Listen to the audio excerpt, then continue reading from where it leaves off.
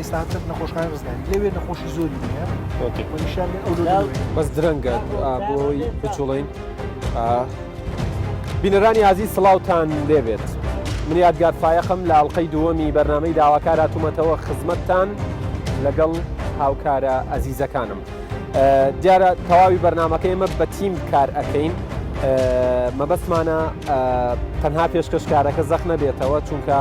ضرورە خەڵک بزانێت لە پشتی کامێراش کێن ئەوانەی ماندووە دەستەکانت خۆش بێت بەرنامەی ئەم جارەمان بەرنمەیەکە خەمێکە کە خەمی ئەتوانم بڵێم خەمێکی کوردستانیە و ئەم بابەتە وای کردووە کە خەڵک زۆر گرنگی پێ بدات و بەهۆی ئەوەی کە بووە بەخەم بووە بە کێشە لە لای خەڵکیش گرنگە ئێمە وەکو کوردستان 24 و وەکو تیمی بەرنامەی داواکار گرنگی بەم بابەتە بدەین ئەویش گرانی نرخی نەخۆشخانە تایبەتەکانە یاخود با بڵێن نەخۆشخانە ئەهلیەکان ئەوەی لە ناو ئامی خەڵکە بڵاوە خۆتان نەزانن هەر لە بینینی پزیشکەوە تا ئاگاتە بۆ نمونە پشکنینەکانی تر ئایا تیشکێکە ئایا فەحسێکی خوێنە ئایا سۆنەرێکە هەر بابەتێکی دیکەیە تا ئاگاتە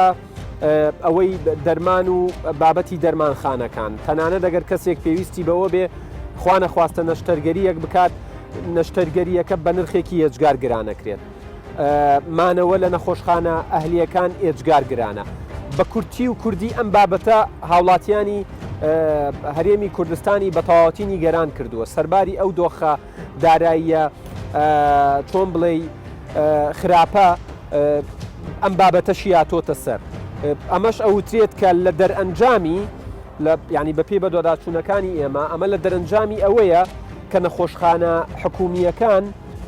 وەکو پێویست نەیانتوانیوە لە ئاست چاوەڕوانی هاوڵاتیان بن بۆیە هاوڵاتیان ڕووەکەنە نەخۆشخانە ئەهلیەکان هەر ئەمە هاوکێشەیەکی زۆر سادەیە عەرز و تەڵەبە حتا داواکاری لەسەر نەخۆشخانە تایبەتەکان زیاتر بێت ئەوانیش بێگومان نرخەکان زیاتر بەرزەکەنەوە بە تایبەت لە کاتێکدا کە چۆنە وترێت ڕێنماییەک نییە پێوەریەک نییە هەڵسەنگاندنێک نییە بۆ ئەم بابەتە ئەوانیش بە ئازادانە نرخ دائنێن نرخ زیادەکەن لەسەر هاوڵاتیان ئەم بەرنمەیە هەوڵەدا و کێشەیە چارەسەر بکات چاوتان لەسەرمان بێ لە دهۆکەوە دەست پێەکەین لە هەولێر و لە سلێمانیش بێگومان هەندێک لە بەشەکانی بەرنامە تۆمارەکەین نەخۆشخانەکانە و شوێنە گشتیەیە کە هەموو هاوڵاتیەک ڕۆژێک لە ڕۆژان سەردانی دەکات بۆ چارەسەری نەخۆشی خۆی بێت یاخود کەسێکی نزیکی بەڵام لە هەرێمی کوردستانەوەی تێبینی دەکرێت ماوەی چەند ساڵێکە هاوڵاتیان بۆ چارەسەری نەخۆشیەکانیان ئەوەندەی ڕوو لە نەخۆشخانەی ئەهلی دەکەن کەمتر ڕوو لە نەخۆشخانەی حکومی دەکەن لەسەر ئەم بابەتە پرسیارم لە چەند هاوڵاتیە کرد کە بۆچی دەچنە نەخۆشخانە ئەهلیەکان و ناچن بۆ نەخۆشخانەی حکومی وەڵامی سەرەکی هاوڵاتیانەوە بوو کە نەخۆشخانەی حکومی وەک پێویست خزمەتگوزاری نییە و بەدەم خەڵکەوە ناچن بەڵام نەخۆشخانەی ئەهلی بە پێچەوانەوەیە ڕەخنەی هاوڵاتیان لە نەخۆشخانە تایبەتەکانی ژەوە بوو کە نرخی خزمەتگوزاریەکانیان زۆر گرانە هاوڵاتیەک دەڵێت هەندێک پشکنین لە نەخۆشخانەی حکومی بە 25,000 دینار دەکرێت بەڵام هەمان جۆری پشکنی لە نەخۆشخانەی ئەهلی بە 75,000 و زیاتر دەکرێت کە ئەمەش بارگرانی بۆ ئەوان دروست کردووە وڵا با پیرم نەخۆشی گورچی لێ هەیە تر کابراکە بە ساڵات چووە تر هەم کەسێکش نەخۆشەکەوێت چیت بۆ ئەهلی لە ئەهلیەڵێ دکتۆرکە قسە لەگەڵاکە فەحسە بۆکە شتێ بۆکە ئەو نێرە بۆ ئەچی بۆ حکوومەکە ئەو نێرە بۆ ئەهلی کە ئەچی بۆ ئەهلی لێ پێتەڵێ من عملیاتی بۆکەم شتێ بۆکەم ئەڵێ ئەم شتانەی ئەکرێ لە حکومی نییە هەنە جیاز هەیە ئێمە هەمانە حکومی نیەتی ئێ باشە کە لە حکومی نەبێ ئێمە بە چپارێک بەکام مەعاش بەکام موچە ئەڵێ ئێمە بۆ تەکەین لە ئەهلی تۆ بێ پارێک زیاتر بی بۆ کە ئەڵێ پارێک زیاتر بێ ئەڵێ پەرستارەکانی ئێمە زیاتر خزمەتەکەن چکە پارەیان هەیە پارەکە تۆ لە جیفانی ئێمە ڕوە حکومێکە گرنگی و پێ نایەت زیاتر نایە بەلاتە دوای گلەی لە ئێمە مەکە بڵێ نایەن بەلامە ئێستا عملیاتی شتێکی بۆکەیت لەوێ لەوانەیە بە نیوە قیمەت بکرێت لێ بە 500 بکرێت لێ بە 2 میلیۆن نەکرێت ئەچیتە خەفخانە حکومەکانەوە بۆ نمونە من نەخۆشم ئەچم ئازاری ناوچمەیە ئەچم بەلای دکتۆری باتنی کاچم بەلای دکتۆری باتنی شتەکەم بۆ نووسێت ئەو دوا دەرمان کە بۆ مەشە بۆ منوتێت ئەچمە سەدەلەکەڵی نەماوە حکومیەکە چۆن بگێڕینەوە کە خەڵکوی تێبکە خزمەتگوزاری زیاتری بۆ بکرێ دکتۆری باشی بۆ دابینکە کە دکتۆری باشیش هەیە بەڵام ئەوە هەر لە بەعام لە ڕووی بێ خزمەتگوزاریەکە و ڕووەکاتە ئەهلیەکە ڕخنەیەکی دیکەی هاوڵاتیان لە نەخۆشخانە ئەهلیەکانەوەیە کە هەندێک پزیشک بۆ نەخۆشیەکی دیاری کراو چەندین پشکنینیان پێ دەکەن و دەشیکەن بە مەرج کە پێویستە بۆ چەند جارێک سەردانیان بکەنەوە بەڵام لە حکومی هەندێک پزیشک وەک پێویست گرنگیان پێنادەن و وەک پێویستیش چارەسەر ناکرێن. نەخۆشخانە حکومیەکان لۆدەکی زۆریان لەسرە سەبەبەکەشی چییە؟ سەبەبەکەی ئەوەیە ئەگەر تەمەشایەکی با بڵێن بۆ نمونە هەولێر بکەین دەبینین هەر ئەوەندە نەخۆشخانەی کە لە هەشتاکان و نەوەتەکانی سەدەی ڕابردوو هەبووە هەتا ئێستاش هەر ئەوەندە نەخۆشخانەیە نەخۆشخانەیەکی دیکەی بۆ نمونەوەکو ڕزگاری هەتا ئێستاش دروستمان نەکردو لە کاتێکدا دانیشتوانی هەولێر لە چاو ساڵی هەشتایەکان و نەوەتەکان لەوانەیە بڵێم 100,000 زیادی کردو وایە نە؟ ئەوە وای کردووە کە لۆدی سەر نەخۆشخانە حکومیەکان زۆر بێت لەلایەکی دی لۆد لە ناو نەخۆشخانەکانیش لەسەر جێگەی تایبەت و دکتۆری تایبەتە بۆ نمونە لە ناو نەخۆشخانەیەک بۆ نمونە لە بەشی چاوی نەخۆشخانەی ڕزگاری لەوانەیە 10 هەتا 15 پزیشکی پسپۆڕت هەبێت بەڵام خەڵکەکەی ئێمە کللتوری وایە تەنها تەرکیز لەسەر دکتۆرێک تا 2 دکتۆر دەکات بۆیە ئەو 1-2 دکتۆرە سڕەکانیان هەتا 3 ساڵ دەڕوە گرنگترین بڕیار بدرێ ئەوەیە کە نەخۆشخانە حکومیەکان جۆرێک لەسەر بەخۆیی جۆرێک لە دەسەڵاتی بەڕێوەبردنیان پێ بدرێ باشترین شتی حکوومەت کە بیکات ئەوەیە کە کەمترین کواڵەتی بۆ خزمەتگوزاریەکەدانێ بۆ نمونە بڵێت فلان کاڵان نابێت دروستکراوی ئەو شوێنە نەبێت ئەو وڵاتانە تهدید کات کە دەزانێت کواڵەتیان لەو ڕووی ئەو کاڵایەوە باشە پاشان بڵێت نەخۆش نابێت دکتۆر لە ڕۆژێکدا لەوەندە نەخۆش زیاتر ببینێت ئەوە تهدید بکات بۆ نمونە ناتوانێت لەوەندە یعنی دکتۆرمان هەیە با بڵێن ڕۆژی 100 نەخۆش دەبینێت با ئەهلیش بێ ئەوە بتەوێنێتەوە کواڵەتی ئیشەکانی دێنێتە خوارێ هاوڵاتیان ئەوەش دەڵێن کە پێویستە حکوومەت و وەزارەتی تەندروستی ئاستی خزمەتگوزاری بۆ نەخۆش لە نەخۆشخانە حکومیەکان بخاتە ئاستی نەخۆشخانە ئەهلیەکان تا زیاتر ڕوو لە نەخۆشخانە حکومیەکان بکەن و داواش لە پزیشکان دەکەن کە لە بری بیرکردنەوە لە سوودی مادی خۆیان لە نەخۆشخانە حکومیەکان هاوشێوەی ئەهلیەکان خزمەتیان بکەن و گرنگیان پێ بدەن. هاوژین جەمال، کوردستان 24 سلێمانی.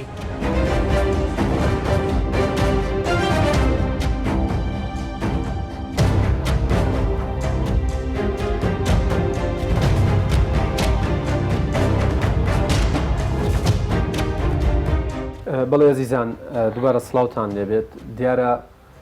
کە باز دێتە سەر کەرتی تەندروستی لە هەرێمی کوردستان بابەت و چیرۆک و کەم و کوڕی و کەمتەرخەمیەکانیش ئەتوانم بڵێم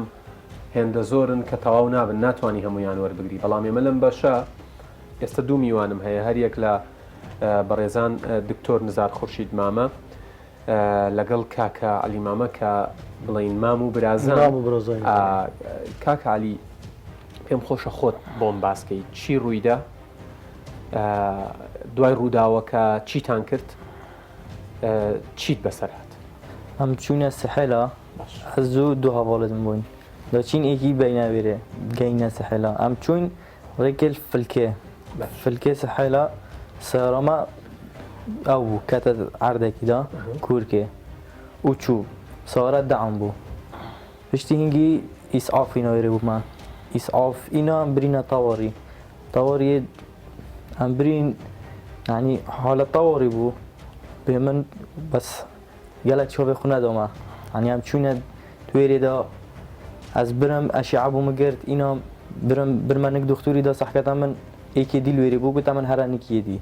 یدی هرانیک ایکی دی یعنی دوای ڕووداوەکە دوای حادیسەکە بە ئیسعاف چوونە نەخۆشخانەی فریاکەوتن و تەواری دهۆک. بەڵێ باشە لەوێ چیتان بۆ کرا کاری پێویستان بۆ کرا یان هەر لەم ژوور بۆ و ژوور لێرە بوو ئەوێ هیچیان بۆ نەکردم. نه بەس برم سێلۆنێکدام و گوتە من هەرە ژووردا. باشە ئەس برم وت حتا سپێدەی دکتور تێتن سپێدا حتا سپێدەی دکتور سعات چۆن بوو؟ سعات ئێکی شەوێ بوو ئێک بوو بەو دۆخەوە کە ڕانت شکا بوو ڕانێ من بوو بەلێ بەڕانێکی شکاوە تا ڕۆژی دواتر چاوەڕێ تا ڕۆژی دواتر چاوەڕێ بکە حتا دکتور سپێدێت لە تەواری. بەلێ باشە چاوەڕێتان کرد یا چیتان کرد؟ مخوگرت حتا دکتور هاتی دکتور هات سپێدێ ینی هەر بەو ئازارەوە هەر دوێ شانێدا بۆ نەکرا خودش شتێکی نەکرد. دوای چاوەڕوانیەکی زۆر دکتۆر هات دکتور هات بەلێ دکتۆرت بینی وتی پێویستت بە عملیات و نەشتەرگەریە بەڵام ئەبێت تامانی هەست چاوەڕێ بکەن حتا هیواش شەوەڵ بەلێ وگوت هەگە تەدوێژی هێڤۆری وەرە خەستە ئەهلی دەبوویتە عملیکەم. باشە سپاس دەکەم عەلی دکتۆر نزار تۆ مامی عەلی تەمان لەو ڕووداوە حتمما حەزوورتان هەبوو ئاگادار بوون دوای بڕیاری چیتاندا بڕیارتاندا چاوەڕێ بکەن یان بڕیارتاندا کە نەشتەرگەریەکەی لە کەرتی تایبەت بۆ بکەن؟ یەکسەر بڕیارم دا تەلەفۆنە دکتۆرێکی بکەم برادەرم بوو دکتۆرێکی کسوڕی معروفەی باشە باوەڕیم پێ هەبوو گوتی دەی شام بوتە بنێرم بە هەبە شەو لە سەعات چکو دکتۆری گوتی مەگوتی کەنگی سەرۆ دیگە دەجی گوتی هەی بۆ هەشت یعنی پشتی هەشت مانگی دیگە دیاڵە هەشت مانگی دیگە کسوور زحمته فمن تلفوني برادري كرب قلت الدكتور كروزي من ابي شايت وين هذا شو عملي بوك قلت بخذت فيه بيني مستشفى اهلي ب 6 مليون تقريبا بس حقي عمليه 6 مليون بوتشي بس حقي عمليه تقريبا تنقزون المستشفى اقامه ولبستن ومرافقه تقريبا 500 والله اهتمامك خير طبعا اهتمامك خير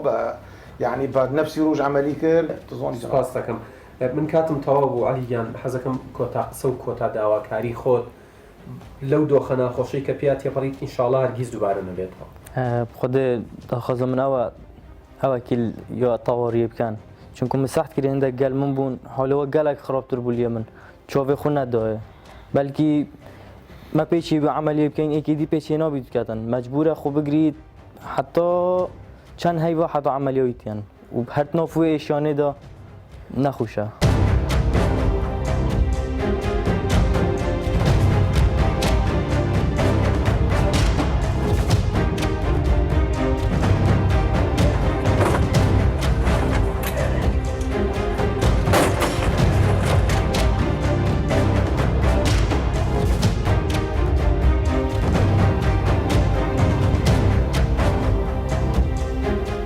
لە نەخۆشخانەی فریاکەوتنی دهۆکین خۆتان نەزانن ئەگەر ئاستی خزمەتگوزاریەکان لە نەخۆشخانە گشتی و حکومیەکان باش بێت ئەوە وەکووە وترێت بازاڕی نەخۆشخانە تایبەت و ئەهلیەکان بەم شێوەیە ئێستا گەرم نابێت. من لێرە جێگری بەڕێوەبەری نەخۆشخانەکە لەگەڵ تقریباً 3 هاوڵاتی دیکە ئەدوێنم کە باس لە معاناتی خۆیانەکەن ینی تایەتی ئەڵێت بۆ عملیاتێک بۆ نەشتەرگەریەکی زۆر بەپەلە 18 سعات چاوەڕێمان کردو کە کەسەکە پێشمەرگە بۆ ڕەنگە لەو ماوەیە خوا نەخواستە ینی ژیانی بکەوت بایەتە مەترسیەوە. تایەتی مناڵەکەی لێرەیە تا ئێستا دکتۆر نەچووە بەدەمیەوە پێویستی بە تیشکێکە بە ئاشیعەیەکە تا ئێستا ژوورەکە بەتاڵە کەسی تیانە. ئەچینەم خەمانە باسەکەین کە باسی ئەم خەمانە ئەکەین باڕاستەی ئەوە ئەیکەین کە حکوومەت وەزارەتی تەندروستی باشتر بەرچاوی ڕوون بێتەوە کە لە نەخۆشخانە حکومیەکان چی ئەگوزارێت و بۆ خەڵک ئەگەر بە ناچاریش بێ ئەگەر بە قەرزیش بێت نەخۆشخانە ئەهلی و تایبەتەکان هەڵەبژێرێت کامە دۆخێکە ئەبێ سنووری بۆ دابنرێت. ئێمە لەم بەرنمەیە کار بۆ ئەو ئامانجاکەین چاوتان لەسەرمان.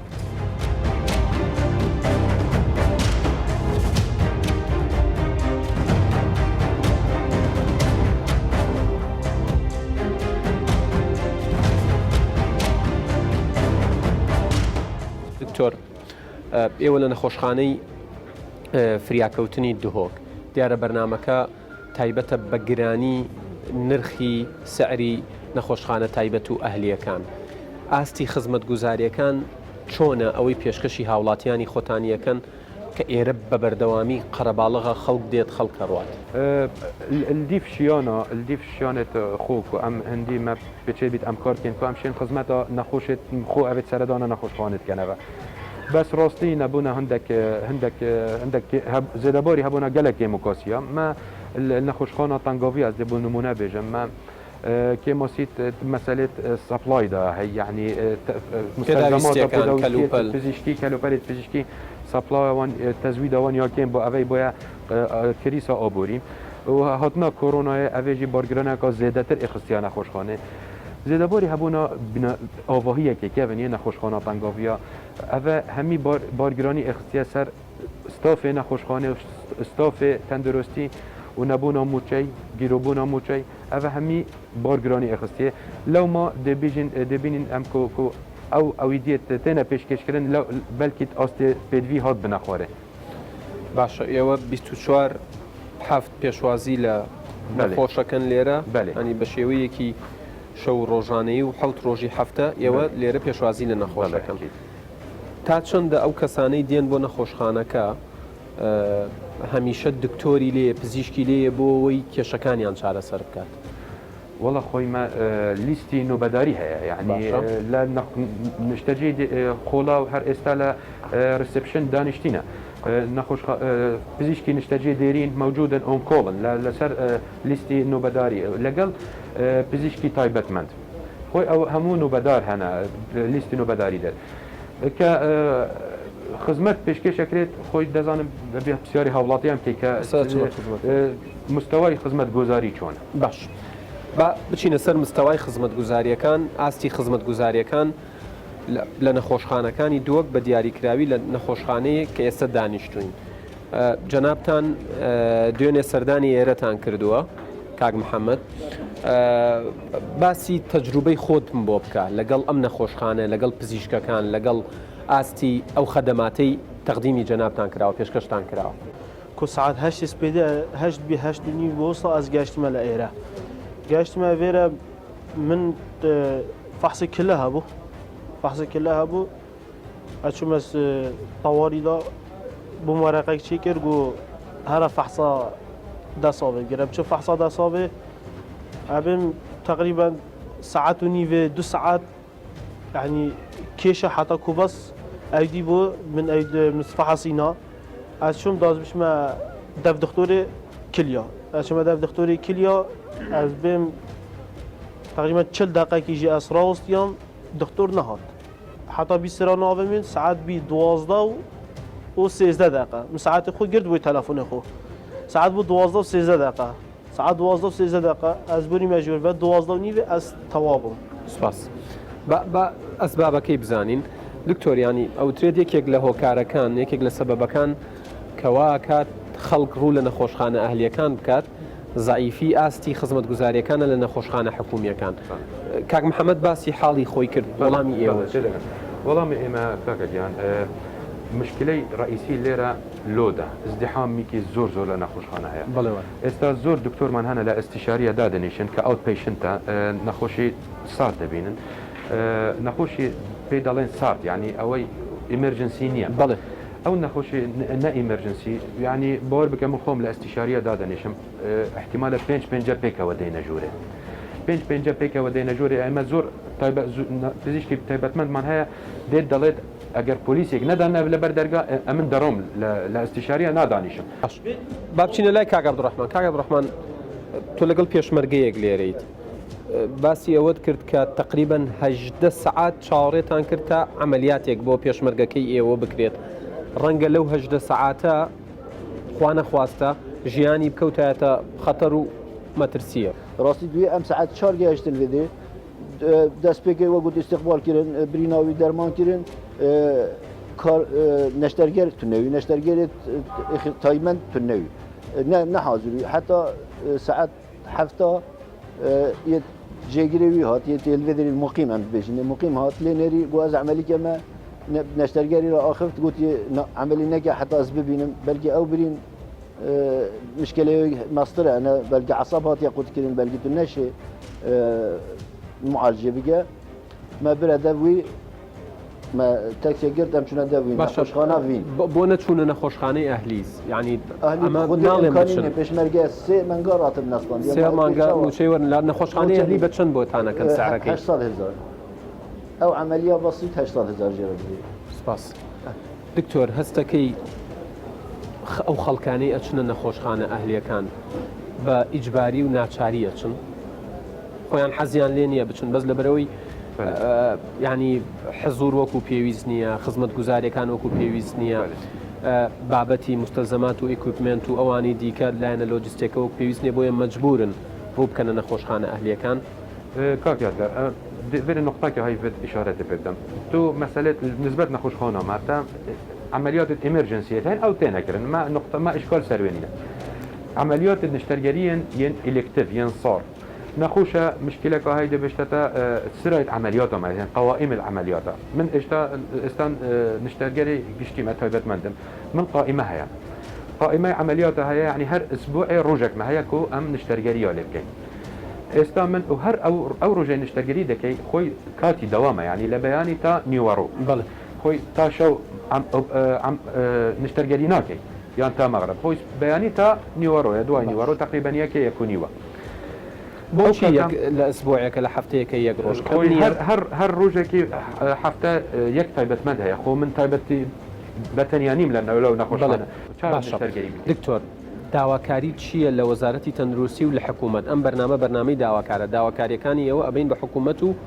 جیهەتی پەیوەنددار والله داواکاریم لە وەزارەتی تەندروستی وەکی مگوتی ئەف مەسەلا ئەف سیستەمە بێتە فەصل يعني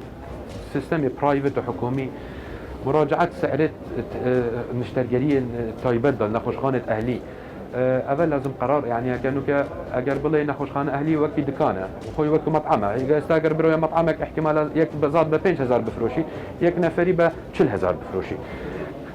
ئەوە دەبی تەوحید بکرێت سەرەی عملیات چۆنە لێرە یعنی ئەوترێ هەندێک جار يعني دانرێت موعد دانرێ بۆ 8 مانگ بۆ 10 مانگ والله ئێمە لە نەخۆشخانەی فریاکەوتنی دهۆک ئەو موعدام زۆرمان نییە يعني موعدمان مانگێکن دوو مانگن هەر ماکسیمام ئەوەیە يعني لە نەخۆشخانەی فریاکەوتن ئەوەی نەخۆشخانەی ئازادی بەس ئێستا لەبەر وەزعی کۆرۆنا هەمی نیشتەرگەیە ئلکتیڤەکان ساردەکان ڕاوستاندن بەڵێ سپاس ئێوە تۆ باسی ئەوەشت کردوتت ینی بابەتی ولادە و مناڵبوون وەمانە هەر میش معاناتێکە باسی بەری هەیامێکی ینی خوشکا من بوو ویا ویلادەی بوو یعنی برات تحاولی خستا گرێباسی کرد یا حکومی ویلادە بوو یعنی شولا ساعتێکی ایک ساعت مابا نابیم ساعتێک ڕێکا دووک بۆ 3 میل 10 دقیقه 20 دقیقه وانە بەڵێ ئەم بژ ساعتێک گۆ ویلادە نییە ئەفریکا دکتۆری گوت بوویدە ویلادە دکتۆرێ گوتبیدە ویلادە نییە بنا ماڵێ لە کاتی دەوامە دەوامە وابوو دێ نبینن vêrê nexweş e ne niye. Zivrandina malê, babê min zivranda malê, wala me eynat me danata malê, yani ya bêm rînişt û nerînişt kete ber halê. Rabo ekser dilê babê min hindî pê sot, dilê babê min hindî pê sot, ekser bire xesta ehlî. Ehlî. Xesta ehlî الوری او ابا برید 3 ساعت که به ولاده یا بو ولاده نکردن اما بابی من گم کاین چپ کرد بکن پاره مشکلی نیه بچن کردیم بس عملیات بتنی 500,000 ای معنی و جبلی مصرف و ایدی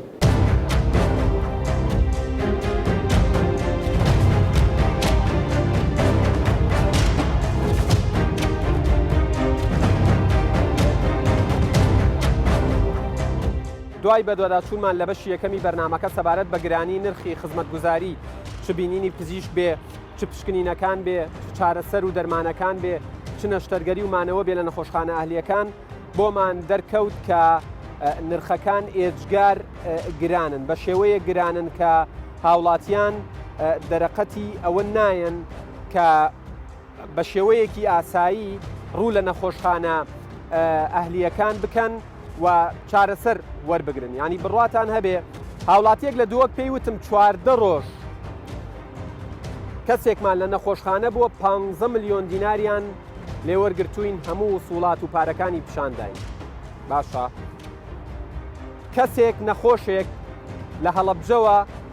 سەردانی نەخۆشخانەیەکی تایبەتی کردووە لە هەولێر بۆ 48 سەعات 1600 دلار یان لێ وەرگیراوە لە ناو وەسڵەکان یەکێک لە بابەتەکان ئەوە بووە یەک خولەک پزیشکەکە نەخۆشەکەی لە دەرەوەی ژوورەکەی خۆی بەسەرپێی بینیوە بۆ ئەو یەک خولەکە 25,000 دینار نووسراوە نەخۆشێک لە نەخۆشخانەیەکی تایبەت لە سلێمانی لەبەر ئەوەی یعنی تێچوون و کرێی مانەوە هێندە زۆرە باوکی ڕۆیشتۆ ئۆتۆمبیلە تایبەتەکەی خۆی بۆ فرۆشتووە یعنی کەبیر لەوە ئەەکەیتەوە یەکێک کۆمنتێکم بۆ هاتووە لە فەیسبوک ئەڵێ من بە 3 ڕۆژ 25,000 دینارم لە عەمەلە و کرێکاری دەستەکەوێ پزیشک بە یەک جارە و 25,000 دینارم لێ وەرەگرێ ئەمە یەکێکە لە وەسڵەکان بۆ 9 ڕۆژمانەوە و بە چارەسەر و ئەم بابەتانەوە ئەوەی لە ناو عامی خەڵکا پێوترێت 170 گەڵای لێوەرگیراوە باشە لەم پارەیە 135 وەرەقەی تەنها کرەیمانەوەیە لە ژوورێکی نەخۆشخانە تایبەتەکە هەر شەوەی 1500 دلار کەوتووە ئەمە یەیبینن 52 لاپەڕەیە نەخۆشێک لە هەولێر 52 لاپەڕە جۆر چارەسەری بۆ بەکارهێنراوە دوای 16 ڕۆژ لە نەخۆشخانەیەکی تایبەت کۆچی دوایی کردووە هەر شەویمانەوەی 1400 دلار بووە باشە شتی سەیر و سەمەرەی تایە یعنی نرخی کۆتایی دوای 16 ڕۆژ 15,120 دلار بۆ ینی 150 گەڵا زیاتر باشە ئەگەر لێکی بیتەوە 16 ڕۆژ کەڕەتی 1400 دلار بکەیت بە هەموویەوە نزیکەی چەندێک 38,000 دلار و 220 ینی نزیکەی 4 دەفتەر دلاری ینی تێچوو بووە باشە ینی بڕوانن ئەوەی زۆر سەیر و سەمەرەیە مایەی گریان و پێکەنینە لە هەمان کاتە ئەو ماسکەی پزیشک و ستافی تەندروستی بۆ خۆیان بەکاریانێناوە لەسەر نەخۆشە داماوە کە حسابیان کردووە ئەڵێت پێیان وتوین 400 دلار تێچووی شۆردنی مردووەکەتان ماوە تا نەماندنێ ناتوانن مردووەکەتان بەرنە دەرەوە بەمەرجێک تاقی بەیانەکەی مردووەکەیان کۆچی دوایی کردووە ێوارەکەی پێیان وتون بۆی ڕۆژێک زیاتر لەسەریان حساب بکەن ئێمە نامانەوێت ڕۆژبینی بەرامبەر نەخۆشخانەیە ئەهلی و تایبەتەکان دروست بکەین ئەزانین ژمارەیەکی ئەجگار باشیان تایە کە خزمەت ئەکەن واکەن خەڵک ڕوو لە وڵاتان نەکات بەڵام پێویستە خەڵکیش بزانێت کە نەخۆشخانە ئەهلیەکان بۆ خزمەتی ئەوانن نەک وەکو جەلال عامر نووسەری میسری ئەڵێ هاوڵاتیەکانمان لە نەخۆشخانە تایبەتەکان پارەکانیان لە دەستەدەن و لە نەخۆشخانە حکومیەکانیش ژیانیان لە دەستەدەن زۆر گرنگە دوای دابەزاندنی نرخ چاودێری لەسەر نەخۆشخانە تایبەتەکان هەبێت چکە لە ماوەی ڕابردوو لە مانگی هەشتونۆ کە نرخ دابەزێنرا ئەوترێت 1 دەرزی بۆ 2 نەخۆش بەکارهێنراوە و پارەی 2 دەرزیان لێیان وەرگرتووە چییە نرخیان دابەزاندووە کۆتا قسەم ئەوەیە ئێمە لە باگراوندمان پەرلەمانی کوردستانە 111 کەسی تایە کە نوێنەرایەتی ئەو کەساناکەن کە دەنگیان پێداون ئێمە لێتان ناپرسین خۆتان وەڵام بنەوە پەرلەمان و پارلەمانتارانی کوردستان چیتان بۆ هاوڵاتیان کردووە بۆ ئەوەی لە هەموو شوێنێکەوە گیرفانیان بەتاڵ نەکرێتەوە بۆ ئەوەی کە نەخۆشێکیان ئەبێت خوا نەخواستە کە کەسێکیان لێمرێ خەمی مردووەکەیان نییە خەمی ئەوەیانە چۆن پارەکە پەیدا بکەن بۆی نەخۆشەکەیان وەربگرنەوە با بزانینەوە چیتان پێیەکرێت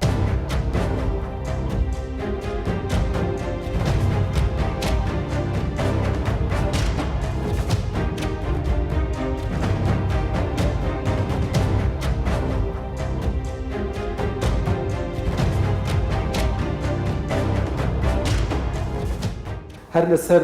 ئەو بابەتەیەم جارە قسەمان لەسەر کردووە کە گرانی نرخی خزمەتگوزاریە تەندروستیەکانە لە نەخۆشخانە تایبەتەکان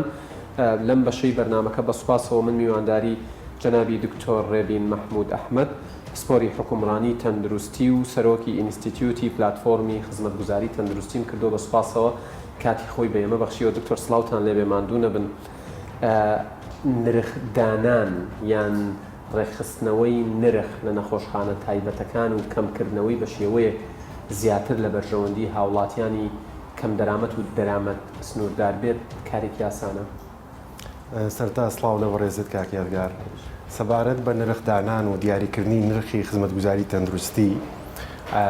خۆی لە خۆی دامە پرۆسەیەکی زۆر ئاڵۆزە پرۆسەیەکە هەر بە یاسایەک و ڕێنمایەک ناکرێ و ئەوەندە ئاسان نییە بەو بیرۆکەیە بۆی بچین کە بتوانین بە شێوەیەکی ڕووکەش ئەم دیاریدە چارەسەر بکەین. زۆر جار ڕەنگە هەوڵ دەی نرخەکان کەم بکەینەوە بە ڕێنمایی بەڵام دواتر بەعکسەوە نرخەکان گرانە بێت چونکە بازاری ئابووری تەندروستی چەند خاصیەتێکی هەیە جیاوازە لە ئابوووریەکانی سێکتەرەکانی تر. بۆ نمونە کڕیار لێرە بە واتای نەخۆش دێ نەخۆش لێرە کڕیارە فرۆشیاریش پزیشکان و نەخۆشخانەکانن. کڕیار زانیاری کەمی لە دەستە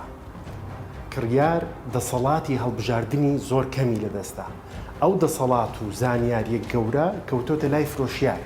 کە پزیشکان و نەخۆشخانەکانن ئەوان زیاتر دەسەڵاتیان بەسەر ڕێڕەوی چارەسەری ڕێڕەوی فرۆشتنی خزمەتگوزاری بە کڕیارەکە زیاتر دەسەڵاتیان بەسەرۆدایە زانیاریان زیاتر لە دەستا و لە هەمان کاتدا پرۆسی ئەو پرۆسی کڕین و فرۆشتن بەسەر خزمەتگوزاری تەندروستی لە بازاری پزیشکی پرۆسەیەکە پڕاوپڕە لە گۆڕانکاری لە شتی گۆڕاو بۆ نمونە لە هەمان نەخۆش و هەمان نەشتەرگەری لە کەسێک و بۆ کەسێکی تر زۆر زۆر جیاوازە.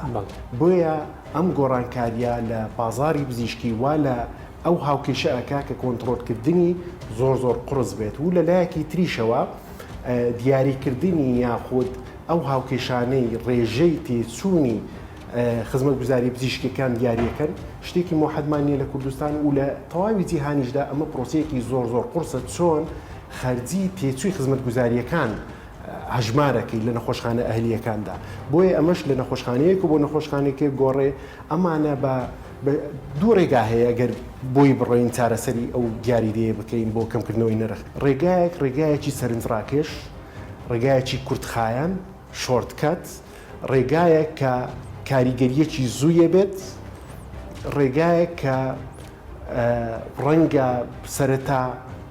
لە ئەعلامەوە زۆر سەرنجڕاکێش بێ زۆر ریپۆرتاجی لە شێوازە سەرنجڕاکێش و جەزابەکە بێنین چونکە لە ماوەی ڕابردووە زۆرمان بینی و کاریگەریەکە ئەوە نەبوو کە خەڵکی ویست. ڕێگای دووەم چیە دکتۆر؟ بەڵام ئەمەوێ ڕێگای یەکەم تەواوکەم بۆی ڕێگای دووەم ئاسانتر لی تێبگەین.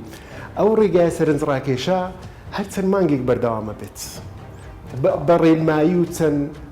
ڕەنگە یاساشی بۆ دەرنەچێت بە چەند ڕێنماییەک ئەمە بتوانین نرخەکان ثابت کەین جێگیرکەین لە سعرێکی محەدد بیان سەپێنین بەسەر نەخۆشخانە تایبەتەکاندا بەسەر کلینیکەکاندا بەڵام ئەمانە ڕێنمایەکانمان درزیان تێدایە زۆر زۆر ئاستەمە بە دەرکردنی ڕێنمایی چۆ بە ماوەیەکی کورت بتوانین نرخی نەخۆشخانە خزمەتگوزاری لە نەخۆشخانە ئەهلیەکان جێگیر بکەین. ڕێگای دووەم ئەوەیە بۆ نمونە سادەترین و سەرەتاترین هەنگاوەکان پۆلینکردنی خزمەتگوزاری تەندروستیەکانە بە تا ئێستا پۆلینکردنی دەستنیشانکردنی نەخۆشیمان بەکارنێناوە کە ئاسیدیتێنی پێوتری ئەوە لە جیهان ناتوانی پرۆسەی تەسعیر بە جوانی جێبەجێ بکەیت تا تۆ پۆلێنی خزمەتگوزاری تەندروستیەکان کە ئەمەش خۆی لە هەزارەها کۆد ئەبینێتەوە بە کۆدکردن و پۆلێنکردنیان ئەمە پرۆسەیەکە پرۆسەیەکی زۆر وردە ئەبێ ساڵێک دو ساڵ خەریک بین و چەندین بابەتی بنەمای ئەو ترانزەکشنەی ئەم کڕین و فرۆشتنی نێوان کڕیار و فرۆشیاری ناوکەرتی تەندروستی هەیە ئەبێ جێبەجێ بکرێن. من پێم وایە ئەو بابەتە ئەبێ کاتی پێ بدرێت و ئەجەلەی لێ نەکەین چونکە ئەگەر بێت و ڕێنمایی دەرکەین یاخود یاسای بۆ دەربکرێت ئەو ئەم یاسایانە و ڕێنماییانەشکان قووەتی ڕێنمایی جارێکی تر کەمە بێتەوە و جارێکی تر ئەو هەوڵ و تااقەتەی لە نێوان ئەو بڕیاردەرانی ناوکەرتی تەندروستی هەیە بۆ ئەم بابەتە هەوڵدەنەوە ئەو هەوڵەش کەمە بێتەوە چونکە ئەڵێن چەندین جار تاقیمان کردەوە سەری نەگرێت ئەبێ پرۆسەکە دیڕاستێکی باش بۆ بکرێت بە تایبەت پۆلێنکردنی نەخۆشەکان و بە کۆتکردنی خزمەتگوزاری تەندروستیەکان ئەبێ ئەم پرۆسەی تەواو بێت ئینجار ڕێنمایەکی تەواو دراست کراو بۆی ڕێنمایەکان جێبەجێ بکرێن و دوایی قووەتی ڕێنمایەکان کەم نەبێتەوە.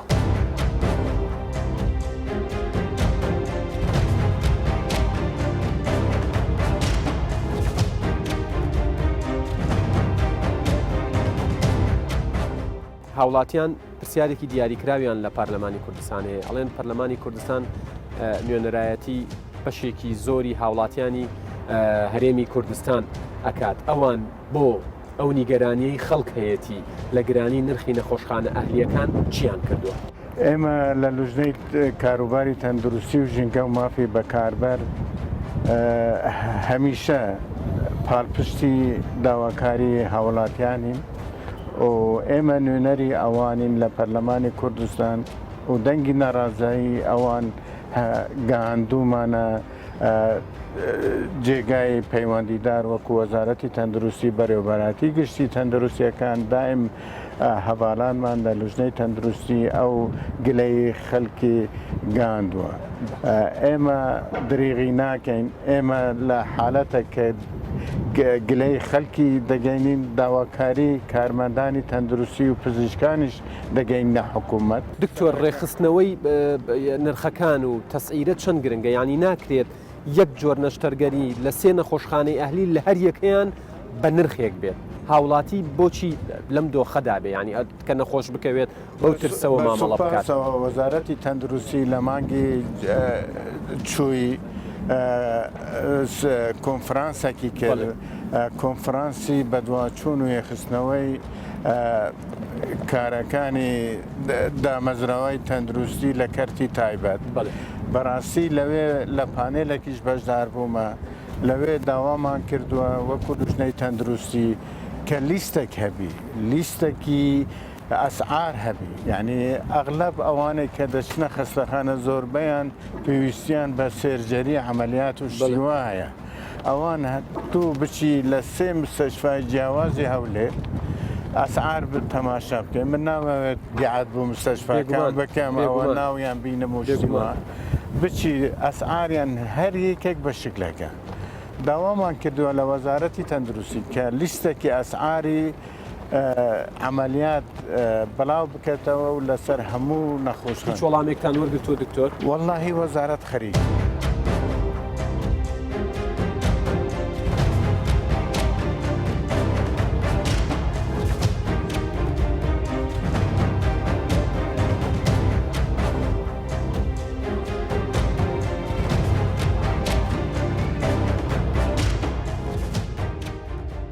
لە وەزارەتی تەندروستیم لەگەڵ جەنابی دکتۆر سامان بەرزنجی وەزیری تەندروستی لە حکوومەتی هەرێمی کوردستان پێم خۆشە لەو پرسیارەوە دەست پێ بکەم. ئێوە پێم وابێ ئێستا پلانێک هەیە لە ناو ئەنجومەنی وەزیران لەلایەن جەنابی سەرۆکی حکوومەتەوە ئێوە خۆتان وەکو وەزارەتی تەندروستی دەست پێشخەریتان بۆ کردووە کە نرخ لە نەخۆشخانە ئەهلیەکان ڕێک بخرێتەوە. دوو لە پرسیارەکەم چۆن ڕێکیە خەنەوە نیگەرانی هاوڵاتیان لە گرانی نرخی نەخۆشخانەکان نیگەرانیەکی حەقا لەبەرەوەی لە کابینەی نوێی حکوومەتی هەرێمی کوردستان بەرنامەی کارەکەی زۆر ڕوون و ئاشکرایە کە جگە لە بەرزکردنەوەی ئاستی خزمەتگوزاری لە هەمان کاتدا یەکسانیە لە پێشکەشکردنی خزمەتگوزاری تەندروستی بۆ هاوڵاتیان بەگشتی و چاکسازیکردنە لە سیستەمی تەندروستی. یەکێک لە چاکسازیکردنەکان ڕێخستنەوەی کەرتی تایبەتە چونکە ئەمە داواکاری هاوڵاتیانە داواکاری پەرلەمانە داواکاری یعنی ڕاگەیاندن و داواکاری حکوومەتیشەوە خودی بەڕێز جەنابی سەرۆک وەزیران زۆر بەرۆشە بۆ چاکسازیکردن لە سیستەمی تەندروستیدا بۆیە ئێمە لەسەر ئەو کارە کە زووتریش ئێمە بڕیار بوو دەست پێ بکەین بەڵام ڕۆژی کۆرۆنا ئێمەی دواخست بۆ ئێوەی لێکدانەوەکە بە هەڵە نەبێت ئێمە لەو ڕێخستنەوەدا کەرتی تایبەت هاان دەدەین و پاڵپش دەکەین بە مەبەستی ڕێخستنەوە ببێتە بەشێکی ڕێکخراو لە ناو سیستەمی تەندروستی بەڵام ئێستا بەشێکی ڕێکخراو نەبوو. بەڕێزت دەزانی کە کەرتی تایبەت نەک تەنها لە دروستکردنی نەخۆشخانەی ئەهلی و لە سنتەرەکان بەڵکو لە چۆنێتی داوامکردنی پزیشکان و کارمەندانی دامەزراندنیان وە کوالێتی کارکردنیان لێپرسینەوەیان لە چاودێریکردنیان لە نرخەکان هاوڵاتی نیگەران کردەوە بە تایبەتی لە ڕۆژ کۆرۆنا بینیمان گلەیمان هەبووە زۆر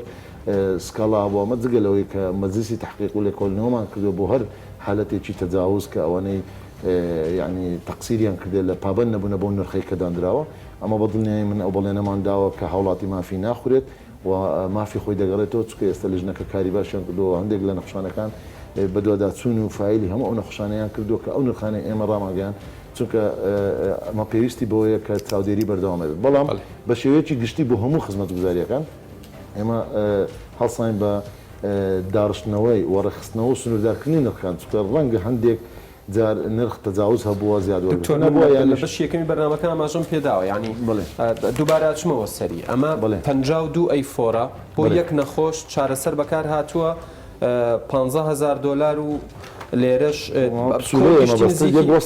ئەمە یەک وەسڵە 52 ئەی فۆرە دراوە بە نەخۆشێک دوای 16 ڕۆژ کۆچی دوایی کردووە نزیکی 4 دەفتەری لێ وەرگیراوە لە ئاخیرەوە تەرمەکەیان تەسلیم نەکردوەوە وتیانە 400 دلار ئەمەیەکە هاوڵاتیان بە دڵنیایی ئەمە هەم ڕێخستنەوەی ئەم سەعرانە دەکەین و هەمیش بە دوواداچوون لێکۆڵنەوەشمان تێدا کردووە تەنانەت نوێنەری داواکاری گشتی لە لێکۆڵنەوەکانی ئێمە هەیە نەخۆش بە نەخۆش سەرۆکی لژنەکەش مەوجودە دواتر دەتوانی بە ناو بە ناوی نەخۆش و چەند خەرجێکە بۆ ئێمە ئەوە ناهێڵین مافیان بفۆتێ ئەوە یەک بەڵام بە شێوەیەکی گشتی لە کردی تایبەت ئەگەر بەس نەخۆشخانەی ئەهلی بکەینە نمونە بە هەزاران جۆری خزمەتگوزاری هەیە نەشتەرگەری بۆ پسپۆڕیەک طبعاً ئەوانە هەموو ئەو فایلی ڕەشنووسی یاسا و تەسعیرەکانە من بەس دەمەوێت پێ بڵێم زیاتر لە 7,000 ئایتم یان بابەتی تەنها نەشتەرگەری هەیە لە هەموو جۆرە پسپۆڕەکان چکە نەشتەرگەری لەگە نەشتەرگەری جیاوازە بۆ نمونە هەندێک نەشتەرگەری سووکە باری مامناوەندە یان جۆری بچووکە مامناوەندە گەورەیە سەر و گەورە و نەشتەرگەری تایبەتمەندیشەیە و سەر و تایبەتمەندیشەیە بۆیە ئەوانە هەمووی پۆڵی بە دڵنیایی ئەمە خەریکی ئەو ڕخستنی نرخانەیە لە ڕووی زانستی و لە ڕووی قانونیشەوە لە ڕووی یاساییشەوە 7 سندیکا هەیە پەیوەنددارە بە سیستەمی تەندروستیدا لەگەڵ ئەوانش کۆنفرانسێکمان کردماوەیەک بە ئێستا کوبنەوەمان بەردەوامە ڕۆژانە کاری لێزەکەین باوەڕ بکەن ئەم لیژنەیە خشان نخۆنی دەکات بۆی هەموو قۆناغەکانی بە تەواوی جیاکاتەوە هاوکاتە لەگەڵ ئامادەکردنی ڕەشنووسەکە ئێستا ئامادەیە لەگەڵ سندیکاکان داوامانە ئەوانیش ڕاو بۆ چون و تێڕوانینی خۆیان بدەن تۆرەم هەنگاوەکانی جیاوازە بن چکە هەنگاوەکانی ڕابرد و ڕێنمایی بەڵام دواتر متابعەکە وەکو پێویست نەبوو ماوەیەک بڕیە کرد و ئەوەستا تا ئێستا کەرتی تایبەت نەخۆشخانەی ئەهلی بڵین لە کوردستان کە دروست بووە بەبێ یاسای نەبووە ئێستا ئێمە ڕژنووس و یاسای بۆ دەردەین دەبێنە سەرکاتی ئەنجومەنی جیران لەوێشەوە بۆ پەرلەمان پەسەندی بکە بە یاسا ڕێک دەخرێتەوە تەنها یاسا نرخدانانێ یاسا چۆنیەتی هەڵبژاردننی نەخۆشخانە و لە دروستکردن و لە کوالیتی کارکردن و لە ڕێژەی کارکردن لەوانەی مۆزەفی حکوومەتن و ئەوەی لە تەعین نەبوو دانە مەزراوە لە ڕووی نرخیش بەشێک دەبێت لەوانە حکوومەت چەند جددیە لەم بابەتە دکتۆر زۆر بە خەڵک بگات من جديتي شكاوى ومن زور خوشحال ما برنامج لسه بابتك كما دعوة كاري هولاتي أنا ولا إيماج وكو رؤية حكومتي الإنسان إيما حكومتي هولاتي دبين خدمة كاري هولاتي دبين والهم سيستمي تندرستي الدنيا لا بيشكو تطرين هولاتي الدنياش تندرستي هولاتي وبرجان دي هولاتي ببلي كم دي إنجا ستافكي تدا كاردكا لا توارتي وقشتي كذا إيما صندوقی سکالاژ لە هەموو نەخۆشخانەیەگەی و ئەکتیفتریشی دەکەین لە بەرامبەردا چەند کار بوو ئەوە کەن دۆخی نەخۆشخانە حکومیەکان گشتیەکان چاکتر بێت چکە دۆخی نەخۆشخانە حکومیەکان ناڵێم خراپە بەڵام لە ئاستێکی باش نییە دەمێ ئەوت بەڕاشکانە پێ بڵێم دەوەستێتە سەر پسپۆریەکە هەندێک اختصاص هەندێک جۆری خدمات هەیە لە گشتی زۆر باشتر لە ئەهلی بەڵکو لە ئەهلی هەر نییە هەندێک خدمات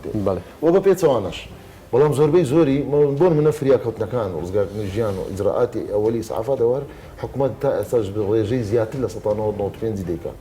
و لە ڕووی نەشتەرگەریەکانی دڵ و قەستەرە و باڵۆن حکوومەت زیاتر لە 95 لە ڕووی پسپۆرێچکەی سوستان بۆ منە سوستان تا ئێستا حکوومەت غەسلی کلیە بۆ منە ئەوەی کە ئەوە حکوومەت بە 100% حکوومەت دەیکا بەڵام ئێمە بە دڵنیاییەوە کەرتی گشتی لە پێناوی خزمەتکردنی هاوڵاتیانی کەم دەرامەتە بە تایبەتی کەرتی گشتیش تەنها نەخۆشخانە و نەشتەرگەری نیە من دەمێ بەبیر بێنمەوە کەرتی گشتی بەشی چاودێری تەندروستی سەرەتاییشە لە بنکە تەندروستەکان لە گەڕەکەکان کە ئەوە تەنها حکوومەت دەیکا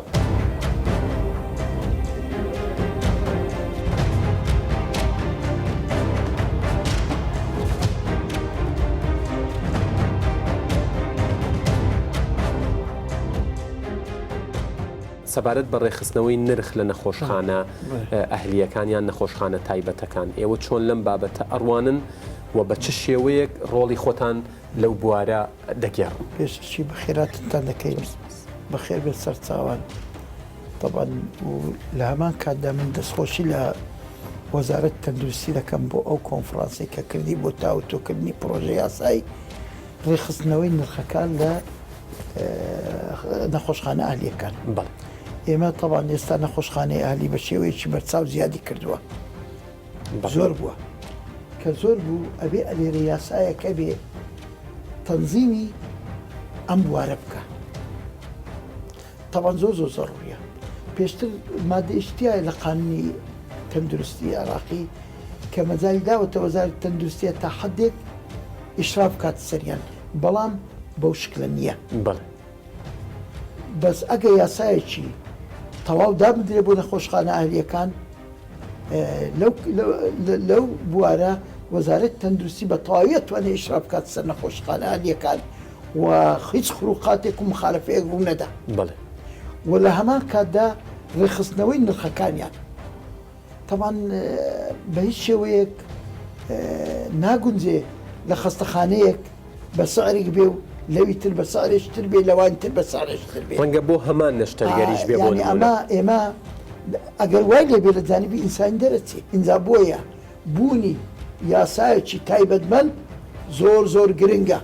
ئەوە لەلایەک ئێمە ئەگەر بمانەوێ کوردستانێکی مؤسساتی دابین بکەین ئەبێ هەموو بوارێکی ژیانمان بە یاسا پێبخێنن، نابێت لە یاسا دڵتەنگ بین. بەڵام ئێمە لە هەمان کاتدا کە یاسا دانین بۆ ڕۆژێک و دوو ڕۆژ داینان بۆ ئەجیال داینین، بۆیە ئەبێت زۆر بە وردی دراسەتی ئەو یاسایە بکرێن و حتا بە ڕای من ئەبێ ئەو یاسایە بە ئەنجومەنی دادوەریش دابڕوە، ئەبێ ئەنجومەنی دادوەری تا تاوتۆی ئەو یاسایە بکە بزانێ لەگەر باری ئابووری ئێستامان و لەگە واقعی ئێستامان حتا چەندە گونجێ یاسا ماوەیەکی ئەوێ حتا لەسەر ئەرزی واقع ئەیهێنیە بواری جێبەجێکە کاریگەرێکی دەرەکەوێت. اینجا بەڕێی من ئەو یاسایە پێویستە لە ئەنجومەنی دادوەری تاوتۆ بکرێت کە خۆم ئەندام لە ئەنجومەنی دادوەری هەرێمی کوردستان و ئەنجومەنی دادوەریش گەورەترین سوڵتەی قەزاییە لە کوردستان. بۆیە هەر یاسایە کە دەرەچێ پێش ئەوەی بدرێتە بەڕەمان و بکرێتە یاسا بەڕای من ئەبێ ئەنجومەنی دادوەری تاوتۆی ئەو بابەتە بکە و بڕیاری خۆی لەسەر بدا. بەدەر لەوەی کە ئێوە ڕاتان وایە ئەبێ بە ئەنجومەنی دادوەریە تێپەڕێت، ئێوە هەنگاوتان بۆ ناوە ینی وەکو ئەندامێکی ئەنجومەنەکە کە بڵێ ئەمە گرنگە بینە سەرخەت ئێمە. من باسم کردووە لەگەر بەڕێز جەنابی وەزیری تەندروستی و ئەو کۆنفرانسەی کە کرا لەوێ باسم کرد کە ئەبێ ئەوە بدرێت ئەنجومەنی دادوەری و تاوتۆی بکە. دیار بوو بەڕێز وەزیری تەندروستی وعدیدا کە بداتە ئەنجومەنی دادوەری و تاوتۆی بابەتە بکە.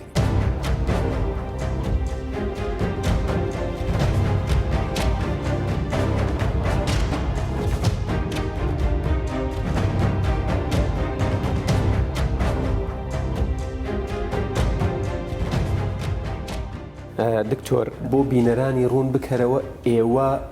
بۆ لەم باسن ناوتان دێت کە دێتە سەرباسی ڕێخستنەوەی نرخی نەخۆشخانە تایبەتەکان. لە ڕاستیدا پرۆسەی ڕێخستنەوەی تەواوی کایە و پایەکانی حکومڕانی لە هەرێمی کوردستان چ کەرتی تایبەتی و هەروە لە کەرتی گشتیش بی یەک لە ئەولەویاتی کابینەی نوێمی حکوومەتی هەرێمی کوردستانە. ئەگەر بە کورتتر بڵێن یان بە دیاریکراویتر بڵێن پرۆسەی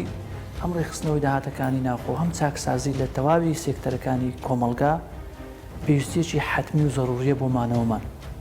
لەو نێوەندەدا حکوومەتی هەرێمی کوردستان بە پێویستیەکی حتمی زانی کە ئەو بابەتە ڕێخاتەوە بابەتی دانانی نرخ یان ڕێخستنەوە و یەکخستنەوەی نرخەکانی خزمەتگوزاری لە نەخۆشخانە ئاهلیەکان کە پێویستیەکی حتمی و هەنووکەیە. هەر بۆیە زۆر جار دەبینین هەم مافی گشتی وەکو حکوومەت وەروە مافی نەخۆشیش پێشێل کرایە. زۆر لێرە و لەوێ دەبینین بە تایبەت تر دوای ئەوەی کە نەخۆشی کۆڕۆنا بڵاو بووە لە هەرێمی کوردستان ئەو شوێنانە بوون بە سنتەرێکی بزنسی زۆر گەورە خۆستەخانە ئالیانە لەگەڵ ڕێزم لۆ کار و پیشیان کە کارێکی زۆر مرۆیانە ئەنجام دەدەن بەڵام لە هەمان کادا کۆمەڵێک یاسا و ڕێسا و پێوەر و معایری نێودەوڵەتی هەن بۆ ئەوەی لەسەریان فەرز بکرێت و جێبەجێ بکرێت هەم مافی خەڵک پارێزراوبی وەکو نەخۆش ئەوانەی کە سەردانیان دەکەن هەم مافی حکوومەتیش پارێزراوی کە بەداخەوە هەردووشیان پارێزراو نەبووینە تا ئێستا بۆیە حکوومەت بە پێویستی زانی ئەو بابەتە ڕێخاتەوە و تەواوی لایەنە پەیوەندیدارەکان بەم بابەتە ئاگدار کراونەتەوە بە زووترین کات بێنە سەر خەت بێنە سەر هێڵ بۆ ئەوەی ڕێگا چارەی گونجاو بگیرێنە بەر لە زووترین کاتدا ئەو بابەتە ڕێک بخرێتەوە. باشە بەنسبەت باجەکانەوە ینی دەوترێت لە وڵاتانەی کە کەرتی تایبەت تا ڕادەیەک لە ڕادەکان ڕێک خراونەتەوە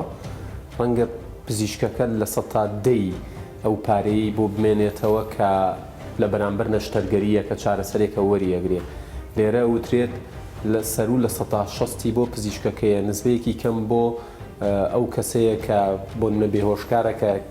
اختصاسێکی زۆر زۆر هەستیارە و ڕەنگە لە کۆتایە 1 لە 100 بۆ حکوومەت بمێنێتەوە و هاوڵاتیش لەو نێوەندەیە زۆر زەرمەندە. بەڕاستی ناکرێت دکتۆرێک یان هەر پیشەوەرێکی دی ڕۆژانە داهاتێکی زۆر زۆر کۆبکاتەوە و ئتیزاماتی دیکەی خۆی بەرامبەر بە حکوومەت جێبەجێ نەکە ئەم بە خۆمان لەوانەیە خزمان کە سوکارمانیان بە خۆمان ئەمەلیاتمان کردێ لە نەشتەرگەریمان ئەنجامدابێت لە دەرەوە لەو ڕێژەی کە دراوە بە دکتۆرەکە بەڕاستی ڕێژەکەی زۆر زۆر کەمە مقارنەتەن بە کوردستان کە ڕێژەی لە نزیکەی 170 لێرە بۆ دکتۆرەکان دەڕوا لە وڵاتێکی پێشکەوتی وەکو ئەڵمانی هەر وڵاتێکی دیکە کەمترە لە 100دا نرخەکان بە شێوەیەک ڕێکەخەنەوە کە لەگەڵ گیرفانی هاوڵاتیان بگونجێت ئەو ڕێخستنەوانە نابی هاوڵاتی سادە و ئاسایی ئەو بازە بدات بۆ نمونە دەبی عملیاتێک نەشتەرگەریە کە بۆ کلێیان بۆ هەر ناوێکی زۆرا و زۆرە دەبی ڕێک بخرێتەوە نرخێکی دیاریکرا و محدد دامدرێ و حکوومەت ئەو تەسعیرەیە دادەنێ بەڕاستی و حکوومەت حەقی فەرزی ئێرغامی هەیە فەرزی سوڵتەی هەیە دەسەڵاتی هەیە ئەگەر لایەنێک یان شخصێک یان کەسێک زەرمەندیش بی یاسا هەیە بە یاسا حکوومەت ئەو بابەتە فەرز دەکات بۆ ڕێخستنەوە واتە ئێمە دڵنیای خەڵکی کوردستان دەکەینەوە کە عملیاتێک بۆ نمونە بە 200,000 بۆ بە هیچ زۆری خستەخانە ناتوانێت بیکا بە 300,000 هەر کەسێک هەر لایەنێکی دیکە سەرپێچی کار بە تونترین شێوە ڕوبەڕووی یاساکان و دادگاکان دەکرێتەوە چونکە ئەوە بەڕاستی لە بەرژەوەندی هەم هاوڵاتیە هەم لە بەرژەوەندی حکوومەتیش ڕاستە لەوانەیە کۆمەڵە خەڵک لە ماوەیەکی کورتمەودا زۆر ناڕازی بن بەڵام لە نەتیجە دەردەکەویت لە مەسلحات لە بەرژەوەندی وانیشە چونکە ئەو پارەیە کە تەداول بکات کە حکوومەت بتوانێت موچە لە کاتی خۆی دابین کا بۆ خەڵک ئەو پارەی بەردەوام دێتە بازار هەموو پیشەوەرەیە هەموو سێکتەرێک هەموو مەزالێک ئاکتیو دەبیت حرەکە دەبیت زوڵەی بازرگانی زۆر دەبێت و عەدالەتیش ڕاستی بەشەکی گەورەی دابینکردن و فراهەمکردنی عەدالەتی کۆمەڵایەتیە بە هیچ زۆرێک عەدالەت لەوەی دانیە کەسێک ڕۆژانە بە دەیان $1000 داهاتی بیت کەسێکیشی زەهاتی نەبی دەبێ ئەوەی دکە $1000 بۆ من نۆسرا بوو کۆتا کۆمنتم بێت ئەڵێ من بە 3 ڕۆژ 25,000 دینارم دەستەکەوێت لە کەمتر لە 1 چارەکە 25,000ەکەم بەس بۆ بینینی پزیشکەکە لێوەرەگرم من سوپاسانەکەم جەنابی دکتۆر کەمالوەرتی بەڕێوەبەری گشتی باجەکان و خانوبەرەی میری لە وەزارەتی دارایی دڵنیا ماوڵاتیان هەموو کوردستان بەو دوعایانەی کە جەنابتان کردان ئەڵێن ئامین و ئێمەش بە بەردەوامی چاودێر ئەبین بۆ ئەوەی شتەکان لە بەرژەوەندی تەواوی هاوڵاتیان کۆتاییان بێ ماندوو نەبن دکتۆریان لە شانسار بێت سوپاس کە دووبارە کاتی خۆتان بەخشی ئازیزان داواکار تازە دەستی پێ کردو و ئێمە هەر بەردەوامە بین چاوتان لەسەرمان بێت.